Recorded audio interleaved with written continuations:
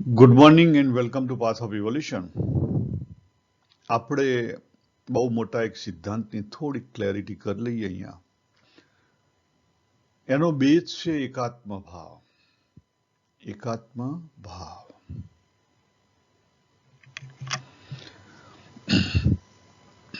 આપણે ત્યાં મોટા મોટા સંત મહાત્માઓ અને ફિલોસોફર જે થઈ ગયા અને જેમણે લખ્યું, દાખલા તરીકે ઉપનિષદોમાં જોઈએ તો ઉપનિષદોમાં પણ ઘણી બધી જગ્યાએ કહેવામાં આવ્યું છે કે તું એક તત્વને જાણી લે જેની અંદર બ્રહ્માંડની વાત કરવામાં આવેલી છે, અને એ જાણ્યા પછી તારે બીજું કંઈ જાણવાનું રહેશે નહીં.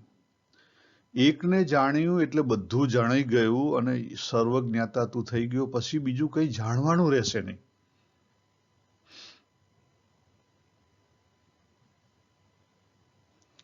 વચનામૃત નિષ્કુળાનંદ સ્વામીનું જે 64 પદી, એની અંદર પણ આવી જ કંઈક વાતો કરેલી છે. અને એમના જે કોઈ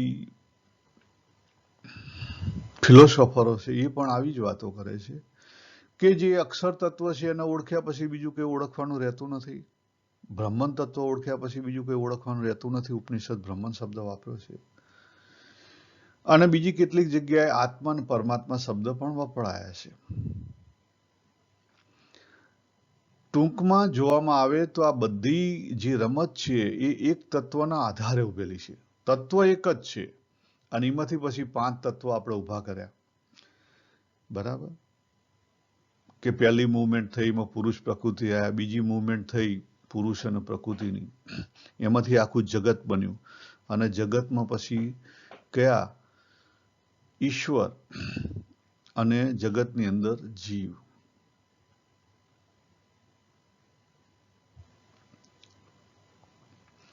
એટલે ટોટલ 5 તત્વોની જે રમત છે, એન્ડ ઓફ ધ ડે એક જ તત્વની રમત છે આખી, અને એને આપણે અલગ અલગ ભાગમાં વહેંચીએ છીએ. આપણે અત્યારે જે સ્ક્રીન ઉપર જોઈએ છીએ મૂવમેન્ટ આપણે અલગથી જોયેલી છે, એટલે આપણે અહીંયા નહીં જોઈએ. 100 વાતની એક વાત કે એમાં આપણે જે બની ગયા છીએ, L0 થી L10 સુધીમાં આપણે બની ગયા છીએ. બરાબર? એટલે આપણી જે ચૈતન્ય શક્તિ છે એ ચૈતન્ય શક્તિનો પાવર ઘટી ગયો છે, કારણ કે એ ચૈતન્ય શક્તિ બીજાની અંદર લપેટાઈ ગઈ.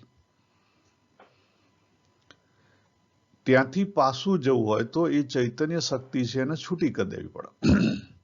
એટલે આપણે જેનાથી લપેટાઈ ગયેલા છીએ એનાથી આપણે ધીરે ધીરે મૂકી દેવું પડે. એટલે જો અહીંયા લખેલું છે ને, L10 થી મૂકો તો L9 ઉપર આવો. પગાથિયા, આપણે જેમ મંદિરમાં જવું હોય તો પગાથિયા જેમ આપણે મૂકવા પડે. ના મૂકો તો આપણે આગળ વધી ના શકાય. અગત્યનું છે. પણ આપણે ફસાઈ ગયેલા હોઈએ છીએ. કોઈક મેથડમાં ફસાઈ ગયેલું હોય, કોઈ રસ્તામાં ફસાઈ ગયેલું હોય, કોઈ ફોલોવરશીપમાં ફસાઈ ગયેલું, ક્યાંક ને ક્યાંક આપણે ફસાઈ ગયેલા હોઈએ.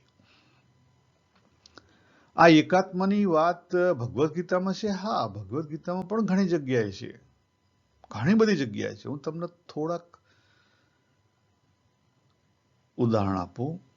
પહેલી વાત 6 અધ્યાયના 30 અને 31માં શ્લોકમાં વાત કરી છે. ભગવાને 6 અધ્યાયના 30માં શ્લોકમાં કીધું કે જે ભક્ત છે એ બધા સઘળા ભૂતોમાં, જો ત્યાં ભૂત શબ્દ વાપર્યો છે, સર્વત્ર મામ, સર્વત્ર એટલે બધે જ, મને જુએ છે, પશ્યંતી જુએ છે, અને મારામાં સઘળા સર્વને એટલે કે સઘળા ભૂતોને જુએ છે.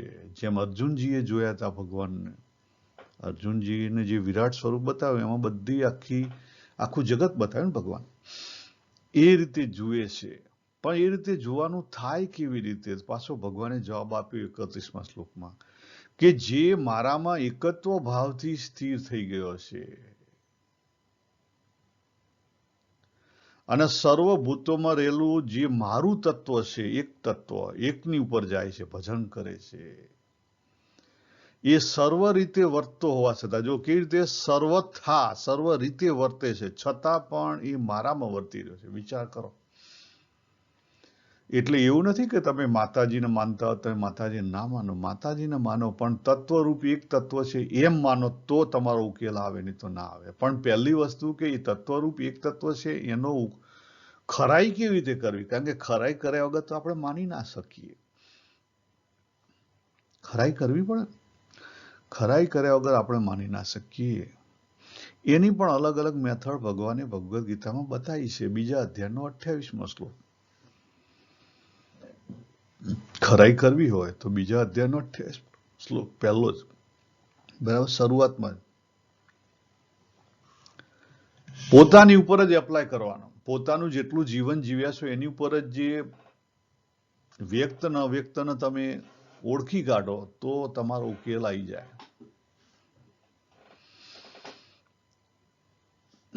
આપણે શું કરીએ છીએ, આપણે મેડિટેશનમાં બેસીએ છીએ ને પછી મેડિટેશનમાં કહીએ કે મેડિટેશન બેઠા, હવે વિચારો આવતા બંધ થઈ ગયા, અને પછી જે એમ્પ્ટી જેવું લાગે છે એ મારું સ્વરૂપ, અને મેં આત્માને ઓળખી લીધો, મેં અક્ષરને ઓળખી લીધો, આ મારું સ્વરૂપ.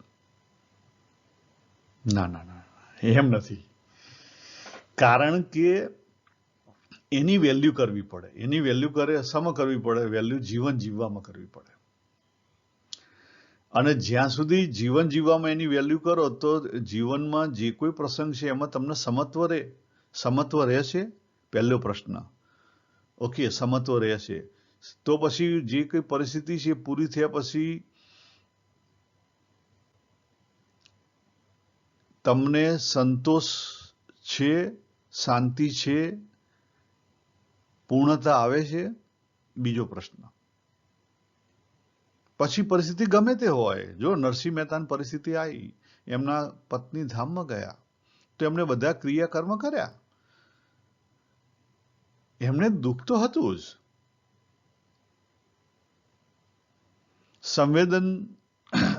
ભક્ત સંવેદન માણસ હોય, એને દુઃખ તો હોય, પણ એને ખબર હતી કે અખિલ બ્રહ્માંડમાં એક તું શ્રીહરિ જુજવે રૂપે ભાસે. એની અંદર જે દીવડો ભગવાનનો ટમતો તો એ દીવડો જતો રહ્યો. જેવી ભગવાનની મરજી. એ સ્વીકારી શક્યા. દુઃખ છે છતાં સ્વીકારી શક્યા. એટલે ઘણીવાર આપણે ખોટું અર્થઘટન કરતા હોઈએ છીએ કે એકને જાણી લીધા એ સર્વજ્ઞ. વોટ ઇઝ મીન્સ સર્વજ્ઞ? એ રીતે નથી. એકને જાણ્યા એટલે પછી જાણવાનું કઈ રહ્યું નહીં, એનો અર્થ એ નથી. વ્યવહારની બાબત અલગ છે. દાખલા તરીકે મેં સિવિલ એન્જિનિયરિંગ જાણ્યું તો એનો અર્થ એ નથી કે મને મિકેનિકલ એન્જિનિયરિંગ આવડે છે.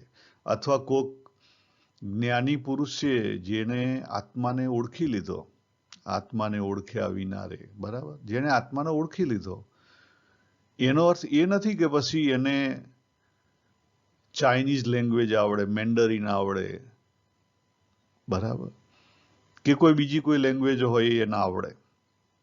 સામાન્ય આપણા ગામનો હોય જેને લખતા પણ ના આવડતું, પણ એને આત્માને ઓળખી લીધેલો હોય, બરાબર, તો પછી એને એવું કહી ના શકાય કે એને પછી ભૂત ભવિષ્યની પણ ખબર હોય. આપણે ને વધારે પડતા પેલામાં આવી જઈએ. એટલે આપણે કોઈ ગુરુ કર્યા હોય ને પછી કે ઓહો આ તો ગુરુ અમારા બ્રહ્મ જ્ઞાની. યસ, બ્રહ્મ જ્ઞાની ખરા, પણ એનો અર્થ એ નથી કે ગુરુ ભૂત ભવિષ્ય બધું જાણે છે, અથવા એનો અર્થ એ નથી કે ગુરુ છે મેથેમેટિક્સ કે ઇંગ્લિશ કે આ દુનિયાદારી જાણે છે. ના ના ના, એનો અર્થ એ નથી. આપણે બહુ મોટી ભૂલ કરીએ છીએ. આ દુનિયાદારીનું તો એમને પણ આપણે કહેવું પડે. બાકી એ દુનિયાદારીમાં એમને રસ પણ ના હોય, પણ છતાં કહેવું પડે, જરૂર પડે ત્યાં. એ બહુ તો તમને આશીર્વાદ આપે. That's all. બીજું વિશેષ એ કઈ. ઘણીવાર આપણે હે ને પરચામાં બહુ માનીએ, એટલે ઘણીવાર પરચા આપણે એકબીજાની ઉપર ચડાવી દેતા હોઈએ. નો ડાઉટ પરચા એ સાચી બાબત છે, અને પરચા જે જ્ઞાની ભક્ત છે અથવા જે મોટા સંત મહાત્મા છે એને લઈને થયા છે એ પણ વાત સાચી છે, પણ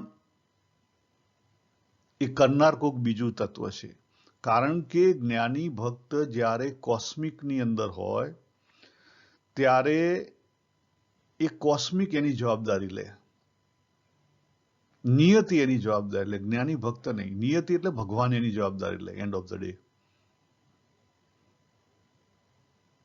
એટલે આ બહુ અગત્યની બાબત છે. એકને જાણ્યા, આપણે જોયું હતું આ વસ્તુ, બરાબર, કે પોતાના સ્વરૂપમાં તમે પાછા જતા રહો સમત્વમાં, તો તમે સમત્વમાં આવી ગયા. સમત્વમાં આવો તો તમે સહજતામાં આવી શકો, તમે સરળતામાં આવી શકો, તરલતામાં આવી શકો, દિવ્યતામાં આવી શકો. એટલે તમારી એનર્જી છે ને બેલેન્સ હોય. બાકી સંવેદનશીલતા તો તમને પૂરેપૂરી હોય.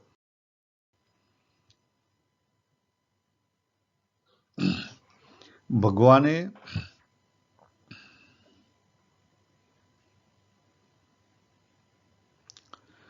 તેરમા અધ્યાયની અંદર નોવરની વાત કરી. તમે નોવર તરીકે જાણો છો કે હું આ પ્રકૃતિ દ્વારા પ્રકાશિત છું અને પ્રકૃતિને લઈને આ બધી વસ્તુઓ થઈ રહી છે. ત્યાં ભગવાને શું કીધું કે પુરુષ અને પ્રકૃતિ બે તત્વોને જેણે જાણી લીધા એને બીજું કંઈ જાણવાનું બાકી રહ્યું નહીં. પણ પુરુષ અને પ્રકૃતિને જાણી લીધા એનો અર્થ શું?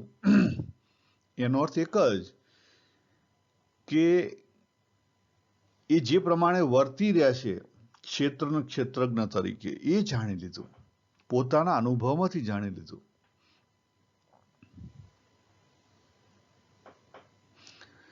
અને જ્યાં સુધી પુરુષ પ્રકૃતિમાં સ્થિત છે ત્યાં સુધી એને એ દુઃખનો અનુભવ તો થવાનો જ. એનાથી આપણે ફ્રી નથી. પણ તત્વ જાણી લીધું છે એટલે દુઃખી વ્યક્તિ ઉભો નથી થતો. દુઃખી વ્યક્તિ ઉભો નથી થતો. નરસિંહ મહેતાની માફક દુઃખ છે એને, એમના પત્ની ધામમાં ગયા, દુઃખ છે, પણ એમાંથી દુઃખી વ્યક્તિ ઉભો ના થયો. એને એક્સેપ્ટન્સ છે, જેવી ભગવાનની મરજી. એટલે પહેલી વસ્તુ કે આપણા ઉપનિષદોની અંદર, ભગવદ્ ગીતાની અંદર કે બીજે ક્યાંય વચનામૃત કે જ્યાં કંઈ વાત લખાણી છે કે એકને જાણે બધું જાણી લીધું, ત્યાં શરૂઆત તમારે તમારા આત્માથી કરવી પડે. અને આત્મા તત્વ છે એનું એક્સપાન્શન થાય ત્યારે એ અક્ષર થઈ શકે. અને એની છેલ્લી સ્થિતિ એટલે બ્રહ્માંડ. એ વ્યક્તિ એ પોતાની જાતને ઓળખી છે એટલે હવે એને બીજું કંઈ ઓળખવાનું રહ્યું નથી, કારણ કે મુક્તિના માર્ગે આગળ વધી ગયો છે. આ લોકનું ઓળખવાનું, આ લોકની ઓળખવાની વાત નથી થતી. આ લોકની ઓળખવાની તો તમારે ગમે એટલા જન્મ લેશો તો પણ ઓછું પડશે. પ્રકૃતિને ઓળખવી છે તમારે ગમે એટલા જન્મ લેશો તો પણ ઓછું પડશે. તમે સાયન્ટિસ્ટ થયા કોઈ એક સબ્જેક્ટની અંદર, તમે આખી જિંદગી કાઢી નાખો તો પણ એ સબ્જેક્ટ પૂરો ના થાય. તો પછી બીજા સબ્જેક્ટની વાત ક્યાં રહી? એટલે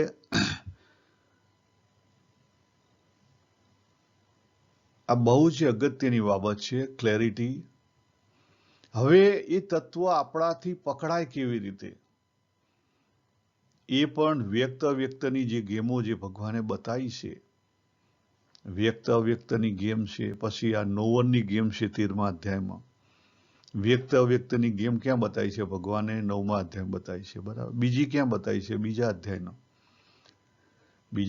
28મો શ્લોક. આ બધી વસ્તુ આપણે આપણી ઉપર એપ્લાય કરવી પડે. મારી પોતાની ઉપર મારે એપ્લાય કરવું પડે. અને આપણી અંદર જે બધા લેયર છે ને, લેયરમાંથી પછી અંદર નીચે જવું પડે. જ્યાં સુધી આપણે નીચે ના જઈએ ત્યાં સુધી એનો ઉકેલ ના આવે.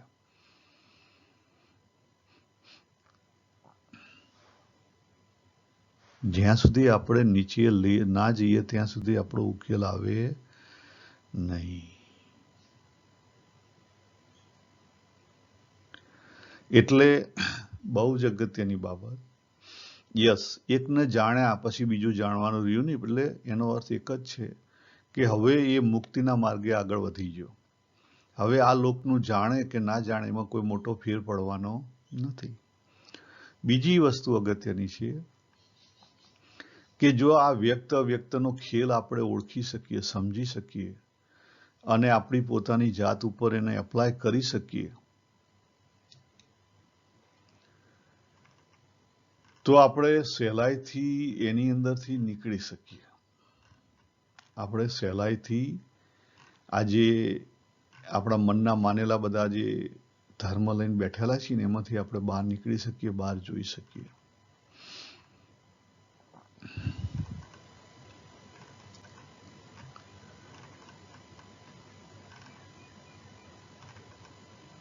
હું મારી વાત કરું વ્યક્તની,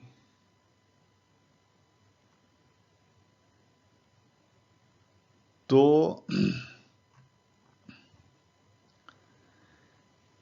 કઈ જગ્યાએ વ્યક્ત અવ્યક્ત. દાખલા તરીકે મારું પોતાનું જીવન છે. આજે હું 58 વર્ષની આ લાઈફની ઉંમર છે, પહોંચેલો છું. તો અંતરદ્રષ્ટિ કરું તો બધું બદલાણું, શરીર બદલાણું, વિચારો બદલાણા, બધું બદલાણું, બહારથી બધું બદલાણું, શરીરથી બદલાણું, મનથી બદલાણું, બધું બદલાણું. પણ દરરોજ સવારે ઉઠીને જે હું તત્વ આવે છે એ નથી બદલાડું.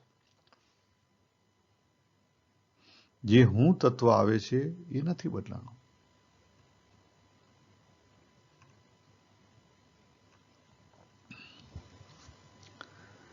એ હું તત્વ હવે ચેક કરો. એ જે હું તત્વ છે એ દાખલા તરીકે અત્યારે ભલે હું 58માં હોઉં, પણ હું 30 વર્ષનો હતો ત્યારની વાત કરો. ત્યારે પણ હું તત્વ તો એ જ હતું, પણ એ વખતે પણ ભવિષ્ય હતું મારું, યસ હતું, પણ એ વખતે ભવિષ્ય હાજર નહોતું એટલે અપ્રગટ હતું. ભૂતકાળ હાજર નહોતો એટલે અવ્યક્ત હતો. વ્યક્ત શું હતું? વ્યક્ત વર્તમાન હતો. 30 વર્ષની ઉંમરે વ્યક્ત વર્તમાન 30 વર્ષનો હતો. અને એ સમયે તમે જુઓ તો જે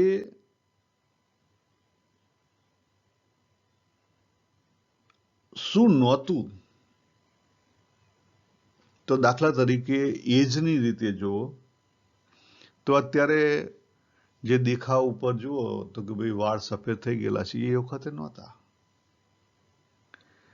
અને એ વખતે જે નાનો બાબુ હતો એ પણ નહોતો. બરાબર. તો આ જે પ્રકૃતિનું જે પરિવર્તનશીલ છે એમાં પરિવર્તન થયું, પણ જે હું છું એમાં પરિવર્તન થયું નથી. એ કેવો છે? જે અવ્યક્ત પાછળ તત્વ છે, વ્યક્ત તત્વની વાત નથી, પણ અવ્યક્ત તત્વ જે પાછળ છે એ કેવું છે? એનું એ જ છે. અને એનું એ જ હોય એટલો અર્થ શું થયો? અસીમ છે. અવ્યક્ત કેવું છે? અસીમ છે, એની કોઈ સીમા નથી.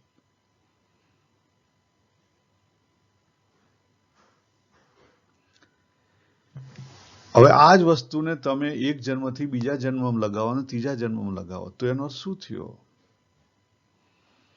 કે જે અનુભૂતિ હું કરું છું, જે અનુભૂતિ બદલાતી નથી, એ અનુભૂતિ કેવી છે?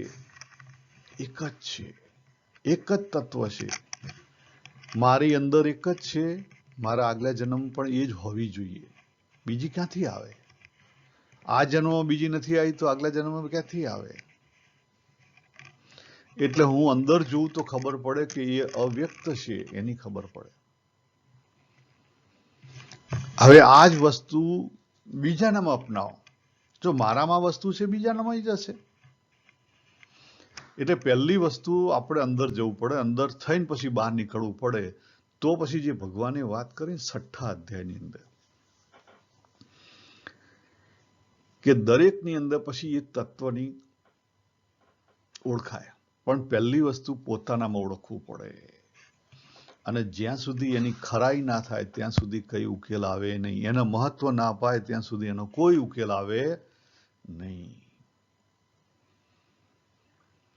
એટલે આજે આપણે બે વસ્તુ જાણી. પહેલી વસ્તુ કે આપણે અંતરદ્રષ્ટિ કરીને આપણી પોતાની અંદર રહેલું જે એક તત્વ છે, પરમાત્મા તત્વ, એને પકડવાનું છે. આપણી અંદર એ ઓળખાશે તો બીજાની આખા જગતની અંદર એ જે તત્વ રહેલું છે એ ઓળખાશે. અને એ તત્વ જાણ્યું પછી આ જગતનો વ્યવહાર તો કરવાનો છે, અને વ્યવહારની રીતે જે કંઈ જાણવા જેવું છે જાણવું પણ પડશે. જોબ માટે જે કંઈ ભણવું પડે ભણવું પડે, પણ એ જાણ્યું એટલે બધું તમે ભૂત ભવિષ્ય જાણતા થઈ ગયા એ વસ્તુ ભૂલી જવાની, એ વસ્તુ ના હોય. એ વસ્તુ કેટલાક લોકોએ પોતાના અંગત સ્વાર્થ માટે વધારે પડતી કીધેલી છે, બાકી એ વસ્તુ ત્યાં હોય નહીં, શક્ય નથી. ક્યાંય એને કોઈ શાસ્ત્રોએ સપોર્ટ નથી આપ્યો અને આપણા જાણ્યામાં પણ નથી આવતો. દાખલા તરીકે આપણે પોતે આપણા આત્માને જાણીએ તેનો અર્થ એવો થોડો કે આપણે સર્વજ્ઞાતા થઈ ગયા. ના, આપણે આત્મા રીતે સર્વજ્ઞાતા થયા પછી આપણે બીજું કંઈ જાણવાનું રહ્યું નહીં, આ આપણી મુક્તિના માર્ગે. તો અહીંયા આપણે પૂરું કરીએ. સર્વેને જય શ્રી કૃષ્ણ. હરિ ઓમ તત્સત.